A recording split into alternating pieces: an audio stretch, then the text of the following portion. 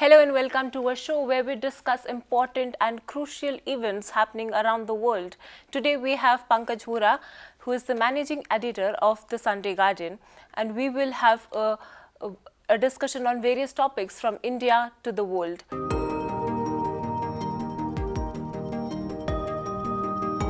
England continues to be one of the most democratic countries in the world where democracy actually is alive. Every Sunday, if you go to the Hyde Park, you can see that people, of all ideologies and all beliefs can come and say anything, which can be very, very, you know, against the government.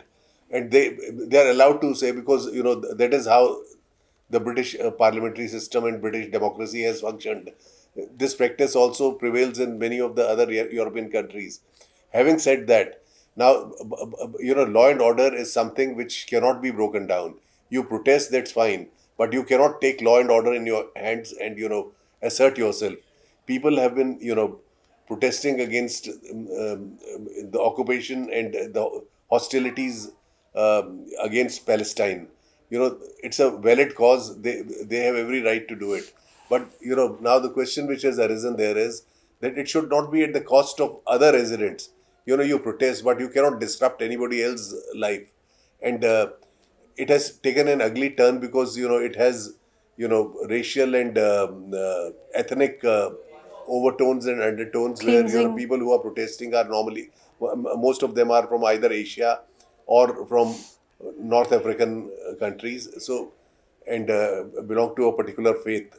So this is where there are white radical groups also who are equally culpable, who have come out on the streets, are baying for the blood. They want to lynch people who are there. And this all started after the stabbing of three girls at a party. So this is spreading. This is a cause of great worry, not only in Britain but also in many parts of Europe, where this kind of assertion by migrants of their right to protest and take over whatever are the traditions and conventions there. So these things have to be handled in a very sensitive manner, and I'm sure that the British government will overcome this.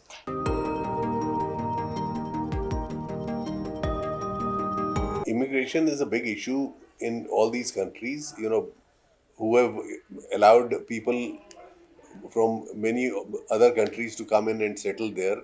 Those who are legal,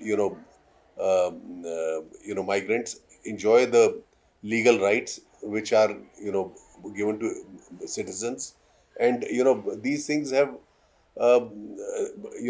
many angles to it. Now, if these migrants come and disrupt law and order, it is something which is unacceptable, because law and order has to be maintained for everyone to live peacefully. The right to protest or hold demonstrations is there, but it cannot be allowed to go out of hand, and which could lead to violence. This violence, this cult of violence which is emerging in various places, has to be tackled, and people of various faiths have to Come coexist, together. and I'm sure the government there will have a solution for it, and they will it's in the interest of the citizens that peace returns to England. Yes. Do you think any implication on the Indian diaspora there, Indian students there as well? No, the thing is that when Asians get targeted, Indians, there are Pakistanis and there are Indians, who look alike, who are from this virtually same sort of ethnicity. There can be, attacks of mistaken identity and all those things.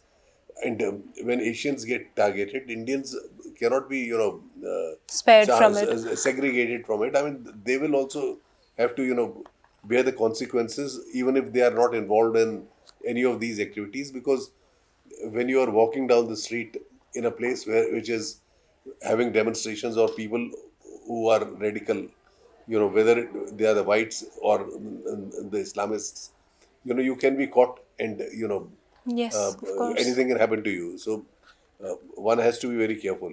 Yes. Uh, the Indian uh, the Indian consulate in Britain has also raised a warning that people should stay safe and at their homes.